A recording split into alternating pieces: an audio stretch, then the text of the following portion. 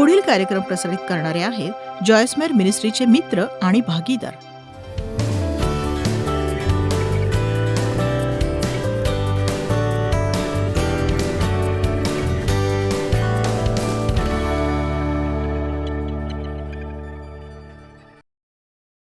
सीमा आणि मर्यादा ही मर्यादा आपल्या जीवनासाठीची आहे.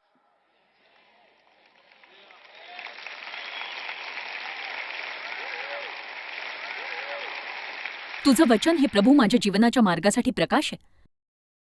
आता बघा, आपण कोणत्या मर्यादा ठरवायला हव्यात. चला आपण काही व्यावहारिक गोष्टी करूयात. तुम्ही तणावात असाल तर त्याचं कारण जाणून घेऊन बदल करा. तुम्ही कुठल्या गोष्टीचा अतिरेक करत असाल तर तो अतिरेक थांबवा. मला एक कल्पना सुचलीये. तुम्हाला पुरेशी झोप मिळत नसेल. किती जणांना मिळत नाही? मला ठाऊक नाही हे ऐकण्यासाठी तुम्ही इथे किती मैलांवरून आला आहात ते, पण लवकर झोपत जा.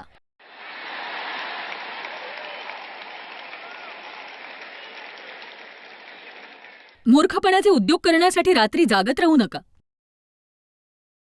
देव आणि मी आत्ताही हसतो, आणि हे 35 वर्षांपासून चाललंय, कदाचित 40 वर्षांपासून आम्ही हसतो. तेव्हा आधी निरर्थक वाटायचं, पण आता खरंच खूप मजेशीर वाटतं. एकदा तर आम्ही मध्यरात्री 1 वाजेपर्यंत जागलो. एक चित्रपट बघत होतो, एक जुना चित्रपट, बेबी डायनासोर. आणि एक सांगू का की तुम्हाला सांगते, ते अक्षरशः पुठ्ठ्याचं डायनासोर दिसत होतं. आणि ते बघण्यासाठी आम्ही आमची झोप सोडली. आणि आता तुम्ही आमच्यावर हसाल कदाचित, पण किती जण अशा निरर्थक गोष्टी करतात सांगा?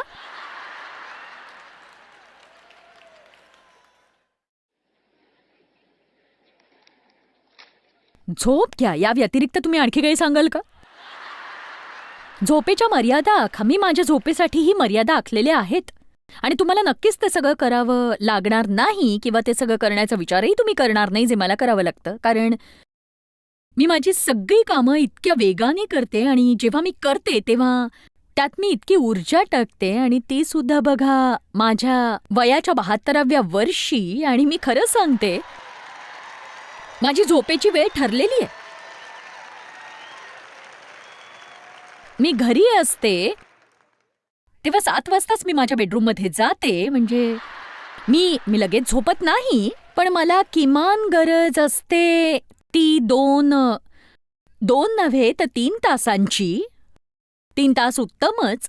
संध्याकाळच्या वेळी मला एकांत आवडतो, कारण दिवसभरात मला स्वतःसाठी पुरेसा वेळ मिळत नाही. म्हणून हा एकांत म्हणजे माझी हक्काची वेळ असते. माझा नवराही सांगेल, माझ्या संध्याकाळच्या वेळेला मर्यादा घातल्या आहेत मी.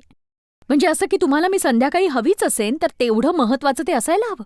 संध्याकाळी मी पार्टीला जात नाही, संध्याकाळी मी बाहेर जेवायला जात नाही. जे काही मला करायचं असतं ते मी सकाळी 4:30 पासून संध्याकाळी 6 पर्यंत करते, आणि त्यानंतर माझं काम संपलं. माझा मुलगा मला चिडवतो आणि म्हणतो, आई घरी जा, अगं दिवे लागायची वेळ झाली. मी म्हणते बरोबर आहे.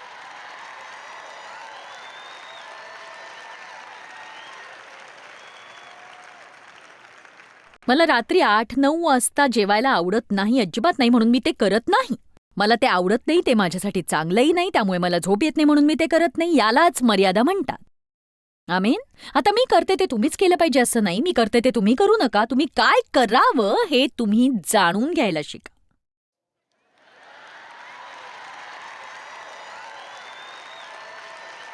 तुमची मर्यादा तुम्ही जाणून घ्या. तुम्ही स्वतःला तशा मर्यादा आखा आणि तसं करा. आणि जेव्हा तुम्ही स्वतःला मर्यादा आखाल तेव्हा सगळ्यांना काही त्या गोष्टी आवडणार नाहीत, आणि लोक तुमचा न्याय करतील किंवा टीका करतील, तुम्हाला मूर्खात काढतील. पण जर तुम्ही स्वतःची योग्य पद्धतीने काळजी घेतली नाही, दुसरं कोणीही घेणार नाही. बघा, देवाने मला एक काम दिलं आहे, आणि विश्वास ठेवा किंवा ठेवू नका, नित्यनेमाने माझ्या झोपेचं व्यवस्थापन करणं या कामाचाच एक अविभाज्य भाग आहे. आता तुमच्यापैकी काही जणांना वाटेल, आपण हे काय ऐकतोय, तुम्हाला गहन आध्यात्मिक सत्य हवं असेल. पण मी तुम्हाला एक गोष्ट सांगते, जेव्हा एलिया निराश झाला होता तेव्हा त्याला झोपेची आणि अन्नाची गरज होती. म्हणजे हे बायबलनुसार नाही असं नाही, हे बायबलचं सत्य आहे. आमेन.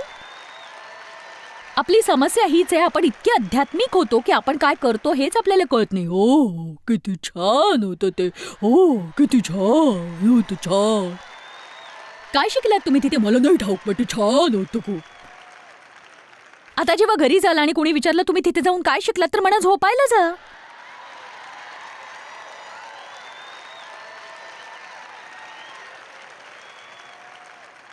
जर तुमचं आरोग्य पूर्णपणे धोक्यात घालणाऱ्या खाण्याच्या सवयी तुम्हाला असतील तर त्या बदला तुम्ही नक्कीच. मला ठाऊक आहे या गोष्टींची चर्चा तुम्हाला आवडणार नाही, पण काही झालं तरी मी मात्र त्या चर्चा करणारच. ठीक आहे, आता बघा, खाण्याच्या सवयींमुळे बरंच काही होतं. खाण्याच्या सवयींविषयी काही मिनिटं बोलण्याची परवानगी तुम्ही मला द्याल का? तुम्ही तुमच्या खाण्यावरही मर्यादा घालायला हवी. तुम्ही म्हणाल ठीक आहे, मी आठवड्यातून एकदाच गोड खात जाईन. मी तुम्हाला एक विचारू का? आता तुमच्यापैकी पुष्कळ जण म्हणतील की हे शक्य नाहीये, पण मग हे शक्य आहे का की तुम्ही इथे आल्यानंतर घरी गेल्यावरही चॉकलेटचा एकही घास खाणार नाही, असं शक्य आहे का? तुमच्यासाठी हे पूर्णपणे अशक्य आहे. आणि बघा, नेमकं याच ठिकाणी अनेक लोक डळमळतात. ते म्हणतात की अरे पण ख्रिसमस आहे ना, उपकार स्तुतीचा महिना आहे. बघा, अति खाण्यासाठी प्रत्येक सुट्टीचा आधार घेऊन पोटावर अन्याय का करायचा? बोला ना आता काहीतरी. तुम्ही तुमच्या योजना आखा. खरंच मी तुम्हाला एवढंच सांगते की तुम्ही मर्यादा आखा. तुम्हाला सोडा आवडतो म्हणून दिवसाला 3 सोडे पिऊ नका. तुम्ही आठवड्याला 3 प्या.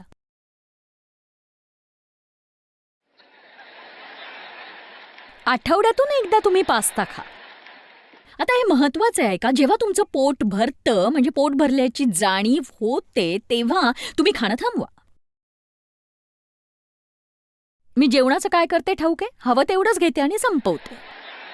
आणखी चांगला सल्ला देते, ज्या वस्तू खायच्याच नाहीत त्या घरातच ठेवू नका. ही मर्यादा आहे. नाही ते घरी आणायचंच नाही.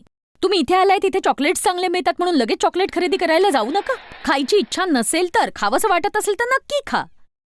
बघा, चॉकलेट्स खाण्यात काहीच वावगं नाहीये. मी अशा लोकांना उद्देशून बोलते ज्यांना वजन कमी करायचंय, तरतरीत राहण्यासाठी, आणि मी अशा प्रकारच्या गोष्टी करत नाही. म्हणजे हो, मी गोड खाते कधीतरी कारण मला माझं वजन मेंटेन ठेवायचंय, पण मुख्यतः मी जे काही करतेय त्यात मला आनंदी राहायचं आहे.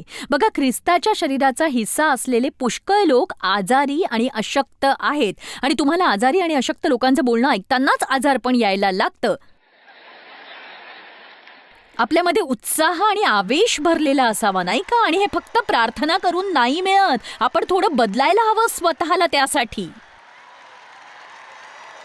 आमेन. आणि मी हे तुम्हाला प्रामाणिकपणे सांगते आहे, आणि मला स्वतःला हे महत्वाचं वाटल्याशिवाय मी तुम्हाला हे कधीच सांगितलं नसतं.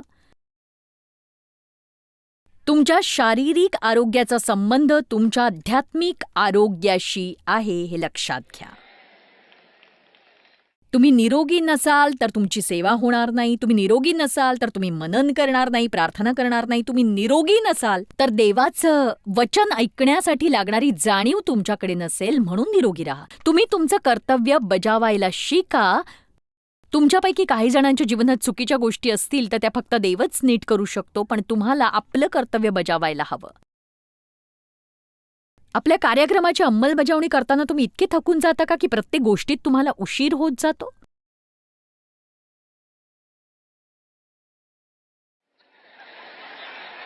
त्यासाठीच तुम्हाला मर्यादेची गरज आहे. मी फक्त तुम्हाला सुचवतीये. तुम्ही आपल्या जीवनात मर्यादा का बरं आखत नाही, ज्यामुळे तुम्ही प्रत्येक ठिकाणी काही मिनिटं आधी पोहोचू शकाल? करू शकाल का तुम्ही हे सगळं?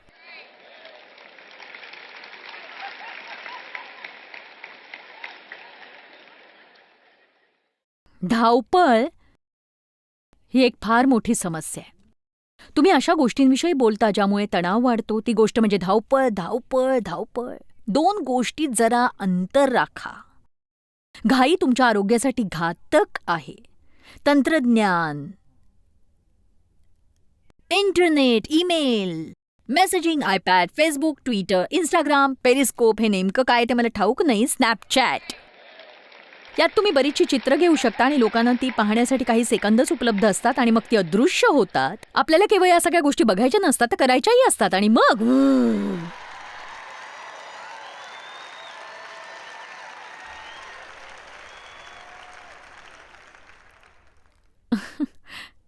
सेल्फीही काढायच्या असतात आपल्याला. मला माझ्या वाढदिवशी कोणीतरी सेल्फीची काठी दिली. त्या काठीवर तुम्हाला फोन ठेवायचा असतो आणि त्याशी लांब धरायची असते. मग तुम्ही दिवसभर इकडे तिकडे फिरून स्वतःचे फोटो काढू शकता आणि सगळ्यांना पाठवू शकता. सतत फक्त हेच करत राहायचं आपण. मला प्रश्न पडतो, आपण स्वतःच्याच प्रेमात पडलोय का? माझ्याकडे बघा, मी चघळते.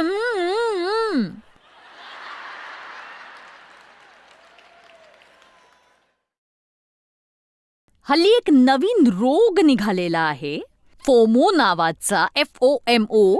याचा अर्थ हरवलं जाण्याची भीती. मॅटनी मला हे पाठवलं, सभा सुरू होण्यापूर्वीच पाठवलं, आणि म्हणून मी तुम्हाला हे सांगतेय. फोनची व्यसनाधीनता. माझा विश्वास बसत नाही जॉयस की तुमच्या फोनपासून दूर राहण्याच्या भीतीसाठी एक शब्द आहे वैद्यकीय भाषेत.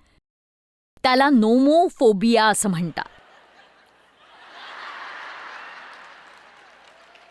आता मला सांगा, किती जणांना यावरून उपदेश ऐकावे लागतात? मी तुमचे बरेचसे पैसे वाचवू शकते. हा डब्बा बंद करून ठेवा.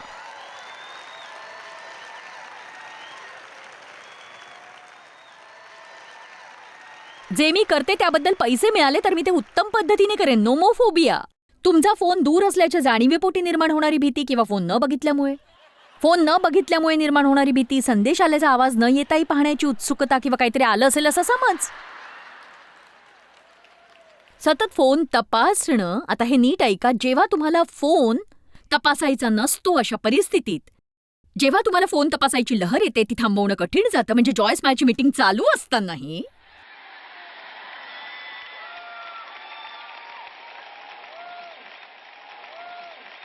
किंवा लोकांशी बोलत असतानाही मला कंटाळा येतो, कारण मला त्यांची डोकी पाहावी लागतात आणि त्यांनी मात्र आपलं तोंड फोनमध्ये खूप असलेलं असतं. हो, पूर्णपणे. आपण वेड्यासारखे बोलत राहतो. आणि तुम्हाला नोमोफोबिया झालाय का ते तुम्ही ऑनलाईनही तपासू शकता.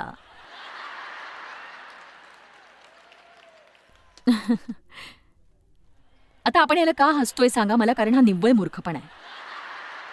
एक गोष्ट मात्र खरी, आपणच यासाठी काही करू शकतो. मला आठवतं, जेव्हा तुम्हाला फोन कॉल करायचा असायचा, तुम्ही रस्त्याच्या एका बाजूला यायचात, कारमधून बाहेर पडायचात, फोन बूथ शोधून काढायचात. मला आठवतं, आमच्याकडे 4 लोक एकत्र बोलायचे. चला आता, किती जणांना हे आठवतंय सांगा मला. याचा अर्थ तुम्ही माझ्या वयाचे आहात. जे तरुण आहेत ते कल्पना करू शकतात का की तुम्हाला फोन करायचा आहे आणि दुसरं कोणीतरी फोनवर आहे आणि तुम्ही त्यांचं बोलणं संपायची वाट बघताय. दुसऱ्याच्या बोलण्यात नाक खुपसावं लागायचं तुम्हाला.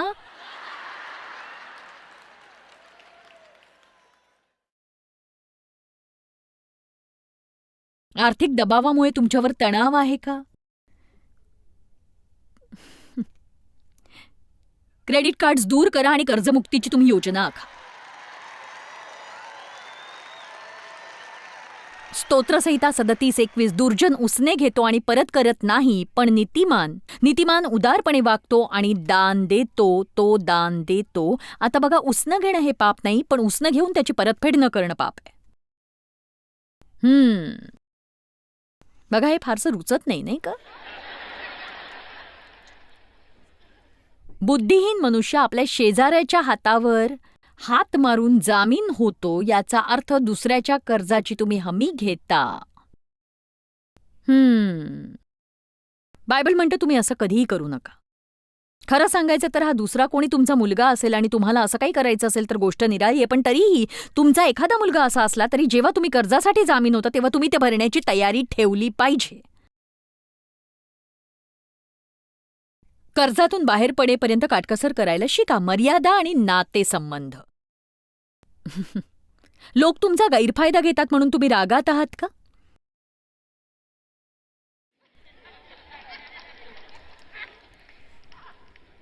मला आठवतंय, कोणीतरी माझ्यावर ताबा ठेवू पाहत होतं, ते सुद्धा बराच काळ, आणि शेवटी जेव्हा ही गोष्ट माझ्या लक्षात आली तेव्हा मात्र मला त्यांचा प्रचंड राग आला आणि मला आठवतं प्रभू मला म्हणाला, तू सुद्धा दोषी आहेस, कारण तू त्यांना ते करू दिलंस.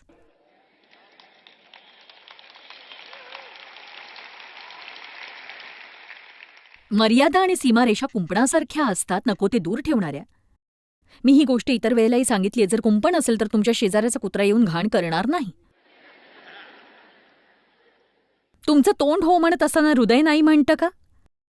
कोणी तुमचा गैरफायदा घेत असेल तर त्यात तुमचा काही दोष आहे का?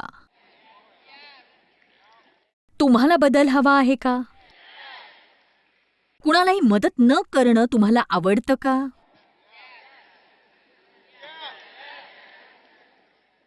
मला नाही माहीत जॉयस, पण मग लूक अध्याय 6 वचन 30चं काय? जे तुमच्याकडे मागतात त्यांना द्या आणि जे गरजेमध्ये आहेत त्यांची गरज भागवा आणि जे लोक तुमच्या वस्तू घेऊन जातात त्यांच्याकडून त्या तुम्ही पुन्हा मागू नका. ह्याचं काय?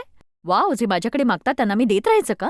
आता बघा, यासोबत दुसरं थेसलोनिकरांस 3:10 सुद्धा पाहूया. आम्ही तुम्हाला अशी आज्ञा दिली होती की कुणाला काम करण्याची इच्छा नसेल तर त्याने खाऊ सुद्धा नाही.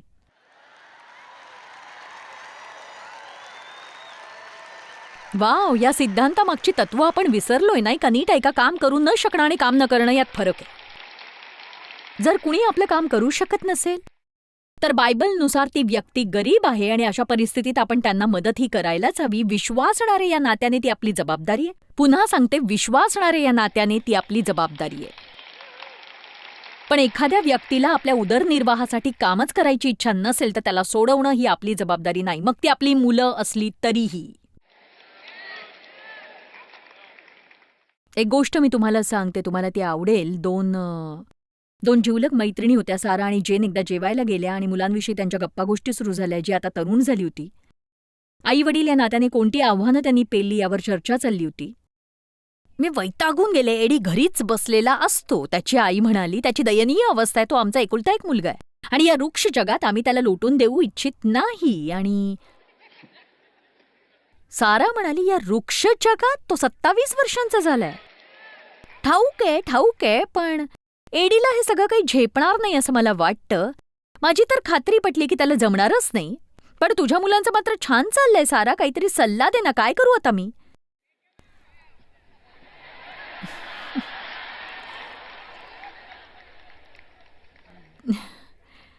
ती म्हणाली, मला वाटतं तुला वैयक्तिक मर्यादा राखायला शिकण्याची गरज आहे. सारा आणि तिच्या पतीला 3 मुलं आहेत आणि त्यांना चांगलं वाढवण्यासाठी त्यांनी सगळं काही केलं. ती परिपूर्ण नाहीत, पण शाळेत त्यांनी चांगली कामगिरी केली. अंमली पदार्थांच्या किंवा वाईट प्रवृत्तीच्या आहारी गेले नाहीत.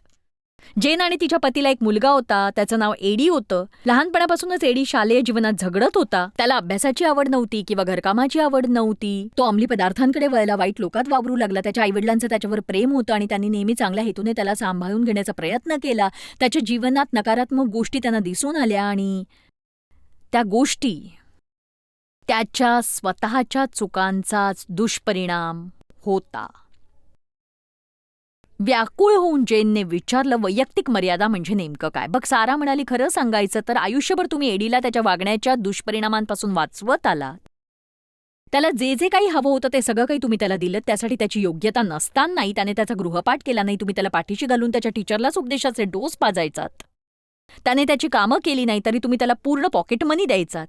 त्याच्या कॉलेजच्या खर्चासाठी तो तुमच्यावर अवलंबून राहिला आणि त्यामुळे त्याला नोकरी करण्याचा अनुभव मिळाला नाही. त्याला वर्गातून बाहेर काढलं गेलं. तुम्हाला वाटलं ती टीचरचीच चूक होती. त्याला दुसऱ्या शिक्षकाने शिकवावं असा तुमचा अट्टहास होता, जे चुकीचं होतं. वाव, जेन म्हणाली, मी या दृष्टिकोनातून कधी हे पाहिलंच नाहीये. अगं, आम्हाला वाटत होतं आम्ही त्याला मदत करतोय, पण तसं नव्हतं. म्हणजे सारा म्हणाली की तुम्ही नेहमीच आपल्या वैयक्तिक मर्यादांशी तडजोड केली, त्यामुळे एडीचा कधीच विकास होऊ शकला नाही आणि तो कधीही स्वतंत्र होऊ शकला नाही. त्यामुळे तुमच्यामध्ये तणाव आणि निराशा आली आणि एडी परावलंबी राहिला आणि अपरिपक्वच राहिला. जर तुम्ही मर्यादा आखल्या असत्या आणि त्या पाळल्या असत्या, त्या तुम्ही कधीच ओलांडल्या नसत्यात, तर एडीला त्याच्या कृत्यांचा परिणाम अनुभवायला मिळाला असता आणि तो शिकला असता. नक्कीच कुठलाही धरबंध नसला की काय होतं हे तो अनुभवाने शिकला असता आणि तणाव हाताळायला सुद्धा शिकला असता आपला आपण. सुटकेचा निश्वास सोडत जेनने दृढनिर्धार व्यक्त केला. ती म्हणाली, मला वाटतं मी आणि माझ्या पतीने काही मर्यादा या आखायलाच हव्यात आणि पुनर्बांधणी करायला हवी. एडीने आता शिकायला हवं की त्याच्या अयोग्य वागण्याचे दूरगामी परिणाम काय असू शकतात. आमेन. आता ऐका, तुम्हाला एडीप्रमाणेच वागणारी मुलं असू शकतील आणि कदाचित तुम्ही त्यांना सुधारण्यासाठी काहीही पावलं उचलली नसतील. काही पालक अद्भुत आणि महान आहेत, पण त्यांची मुलं ही वाया गेली आहेत आणि मला तुमची सुटका करायची आहे. कारण मी लहान वयात खूप त्रास सहन केला, खूप वेदना सोसल्या आणि लोकांना वेदनांमध्ये सोडून मी योग्य करत नाही.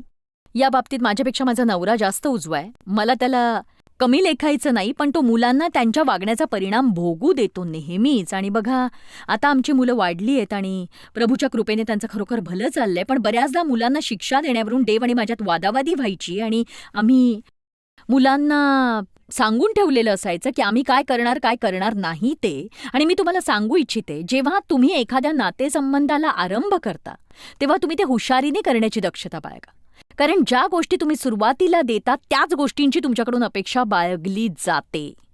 तुम्ही एखाद्याचा आज सन्मान केलात तर वर्षभराने त्याचीच अपेक्षा केली जाईल. आमीन.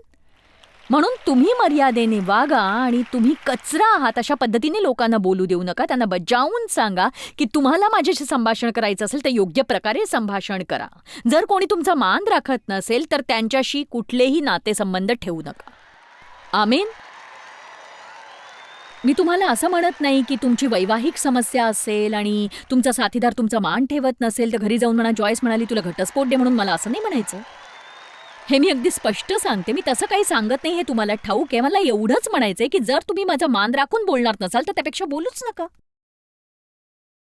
कारण तुम्हाला किंमत आहे आणि तुम्ही देवासाठी खूप मौल्यवान आहात आणि स्वतःसाठी सुद्धा. आणि म्हणून तुम्ही स्वतःबरोबर इतरांचाही मान राखायलाच हवा.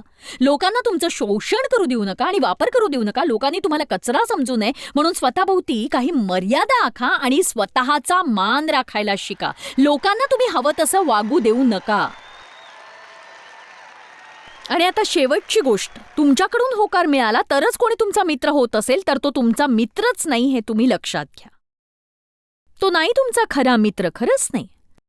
तुम्ही आता हे शोधकार्य हाती घ्या की कोण तुमचा खरा मित्र आहे आणि कोण तुमचा खरा मित्र नाही. जे तुमच्यावर प्रीती करतात ते तुमच्या नकाराचाही मान राखते. तुम्ही पवित्र आत्म्याला अनुसरावं अशी त्यांची इच्छा असावी. जर तुम्ही एखाद्याला म्हटलं मला क्षमा करा पण मी हे करावं अशी माझी इच्छा नाही, तर त्यांनी ते मोठ्या मनाने घ्यावं आणि तुम्हाला संमती द्यावी. देवाचं तुमच्यासाठी काय म्हणणं आहे ते इतरांना सांगू देऊ नका. पुन्हा एकदा सांगते, देवाचं तुमच्यासाठी काय म्हणणं आहे ते इतरांना सांगू देऊ नका. चला आता देवाचा जय जयकार करा. आमेन. मला वाटते मी जोरदार शिट्टी मारावी पण मला नाही येत ती. मी प्रार्थना करते की आजच्या शिकवणीद्वारे तुमच्या जीवनात व्यावहारिक मर्यादा स्थापन व्हाव्यात आणि हे लक्षात असू द्या की आपल्या जीवनात देवाचं वचन हीच मोठी मर्यादा आहे. देवाच्या वचनात गुंतवणूक का करू नये? आणि मी तुम्हाला सांगते, ज्याची तुम्ही कापणी करू शकता त्याची पेरणी केलेली बरी असते. देव तुम्हाला आशीर्वाद देव आणि तुमचा दिवस आनंदात जाओ. ज्या देवाच्या कृपेने आपलं तारण झालं, ही तीच कृपा आहे जी आपल्याला ईश्वरी भक्तीचे वेगवेगळे स्तर गाठायला नेहमीच मदत करत असते. आपल्याला कृपेचा हव्यास हवा. कृपेशिवाय बदल घडून येणं शक्य नाही. देवाची कृपा तुम्ही मिळवायला शिका आणि कृपेवर प्रत्येक गोष्टीसाठी तुम्ही विसंबून राहा. जॉयस मायर मिनिस्ट्रीज करता तुम्ही खूप मौल्यवान आहात. आम्हाला तुमचं कौतुक आहे आणि जगभरामध्ये हे सेवा कार्य शक्य करण्याकरता आम्ही आमच्या मित्रांचे आणि पार्टनर्सचे आभारी आहोत. आम्ही एकत्रितपणे भुकेल्यांना खाऊ घालतो, गरिबांना वस्त्र देतो आणि राष्ट्रांना सुवार्ता सांगतो. तुमच्या प्रार्थनेच्या विनंती करता आमच्याविषयी आणखी माहिती मिळवा. जॉयसच्या कॉन्फरन्सच्या तारखा पहा आणि ख्रिस्ताची प्रीती जगभरामध्ये पसरवण्याकरता आमचे सहभागी व्हा.